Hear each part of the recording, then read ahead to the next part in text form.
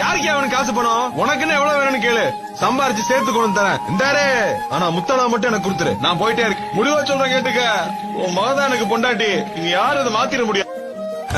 நான் வேணான்னு விலகி போனதுக்கு நீதான் நினைச்சா தப்பு இல்ல, வாழ்ந்தா உங்களோட தான் வசனம் எல்லாம் பேசின. இந்தாரு, இப்ப நீ முழுசா எனக்குள்ள வந்துட்ட.